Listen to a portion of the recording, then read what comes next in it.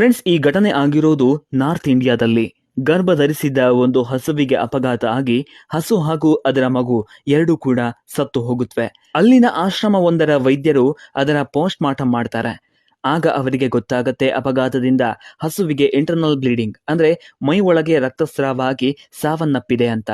Friends, ಇಲ್ಲಿ ನೋವಿನ ಸಂಗತಿ ಅಂದ್ರೆ ಪೋಸ್ಟ್ ಮಾರ್ಟಮ್ ಮಾಡಿದಾಗ ವೈದ್ಯರಿಗೆ ಹಸುವಿನ ಹೊಟ್ಟೆಯಲ್ಲಿ 20ರಿಂದ 25 ಕೆಜಿ ತೂಕದ ಪ್ಲಾಸ್ಟಿಕ್ ಮುದ್ದೆ ಸಿಕ್ಕಿದೆ.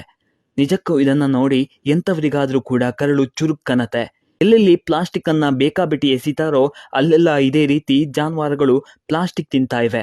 ಇದರಿಂದ ಎಷ್ಟೋ ಜಾನುವಾರುಗಳು ಸತ್ತೋಗ್ತಾ ಇವೆ ಕೂಡ. ಹಾಗಾಗಿ ಸ್ನೇಹಿತರೆ, ದಯವಿಟ್ಟು ಪ್ಲಾಸ್ಟಿಕ್ ಅನ್ನ ಉಪಯೋಗಿಸೋದನ್ನ ಆದಷ್ಟು ಕಮ್ಮಿ ಮಾಡಿ. ಅನಿವಾರ್ಯ ಆದ್ರೆ ಬಳಸಿದ ಪ್ಲಾಸ್ಟಿಕ್ ಅನ್ನ ದಯವಿಟ್ಟು ಎಲ್ಲೆಂದರಲ್ಲಿ ಎಸಿಬೇಡಿ. ನಮ್ಮಿಂದಾಗಿ ಪಾಪ ಮೂಕ ಪ್ರಾಣಿಗಳ ಜೀವ ಹೋಗೋದು ಬೇಡ. ಸ್ನೇಹಿತರೆ, ಈ ವಿಡಿಯೋವನ್ನ ಆದಷ್ಟು ಎಲ್ಲರಿಗೂ ಶೇರ್ ಮಾಡಿ.